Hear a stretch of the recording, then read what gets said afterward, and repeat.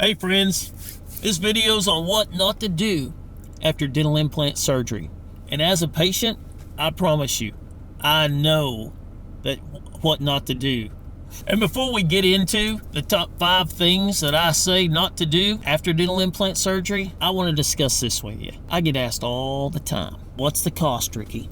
How much is it going to cost me? Place I went to actually has a cost guide. The link is included in this description. You can click on it and it'll give you tons of information. We'll start out with number 5, which is a pretty simple one that's pretty self-explanatory. Don't start moving mountains. In our everyday life, we have the kids, we have family, we have all kinds of things that are going on in our life. And we always feel like we have to be the ones that are getting it done. What that does, especially right after dental surgery, is it gets your heart pumping. It starts going, which increases your blood pressure, which can affect how much your gums are going to bleed and stuff right after surgery. So give yourself some recovery time.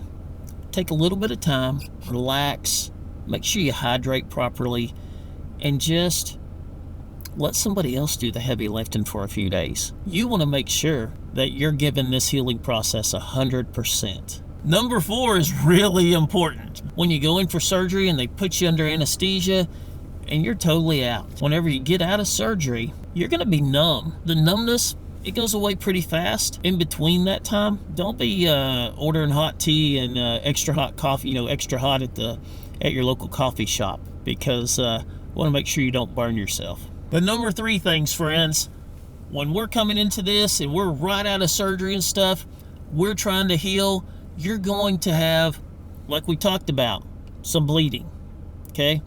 One of the things that you should never do, most of us have had our wisdom teeth done and things, and one of the things they say, don't use a straw. Well, it goes the same for this procedure. You've just had your teeth removed and implants put in. Your body's healing. You don't want to go, whether it's a straw or your, you know how people can suck on their mouth and stuff, or they are spitting.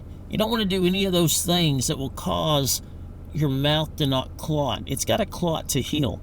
So it's really important. It might feel odd, but trust me, it's really important. Don't be sucking and spitting. Because what happens if you do? I promise, you don't want this to happen. That clot is critical for your healing, and if it comes out, oh my gosh. If it comes out, you're looking at painful dry sockets and a whole lot of discomfort. You're already going to have some discomfort. Let's not add to it. Friends, the number 2 thing, we're rolling down this list quick, and I'm telling you, the number 2 thing happens so often. Because as people, inquisitive people, inquiring people, we want to know. We want to touch stuff. Don't touch. Do not touch the spot where you just had surgery with your fingers, which have touched everything else, or with your tongue, because your tongue's going to be going, hey, what's this in here? It wants to know. Do your best not to touch it, not to use your tongue, not to use your fingers. Don't be pulling on your lip to look at it. You don't want to be doing things that's going to take it longer to heal, okay? Give yourself a few days. Rest, relax, just breathe. I might know a little bit from some experiences that I had. So keep your hands off of it. The number 1 thing. Can any of y'all guess what that is? The number 1 most important thing that I feel you shouldn't do right after dental implant surgery is eat whatever you want. Most places you go to, you're going to go and they're going to pull all this stuff out. They're going to put a plastic denture in your mouth, and you're going to have to eat soup, some kind of liquid diet, which doesn't sound like fun. But what happens is we think wherever we go, that's what we're going to have to do. I actually went to a place where they put permanent teeth in 24 hours. With those permanent teeth, I can eat meatloaf, mac and cheese. I can have a bowl of soup if I want, but I also have a whole lot of other options that I can choose from. The biggest thing to remember from where I went was that we want to give yourself 4 months to heal.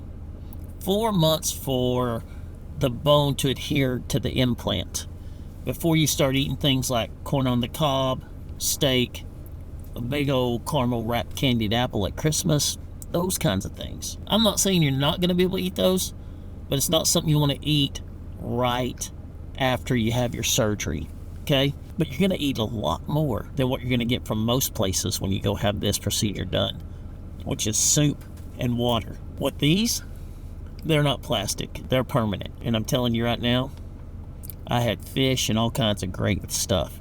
So don't let that limit you to what you're going to have done. But also, once you do have it done, limit your intake of what you're going to put in your mouth.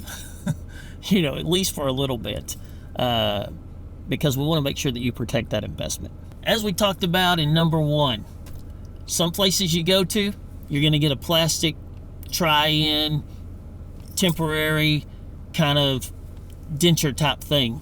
Where I went, permanent teeth, 24 hours. Okay? So if we're going to sit here and we're going to look at what you're getting and the added value to what you're getting from the different places that offer procedures for dental implant surgery, guess what? The place I went to, the added value was way up here compared to the price. And like I said, you remember the link to the price guide? It's included in this video, so click on it. Like I said, I've had these for over 850 days. 850 days. And I've eaten steak. I've eaten anything that I've wanted to. I picked the place I went to because of the added value and what they were giving me. And I know you still got questions. I know you probably still have some anxiety and fear. Well, I also have another video, the 3 good things and the 3 bad things about dental implant surgery. Click on that, watch that. It'll answer a lot of your questions. If you have more questions, just leave them in the comment section. I love to answer those questions in the comment section. And coming from a patient, that holds a lot of merit.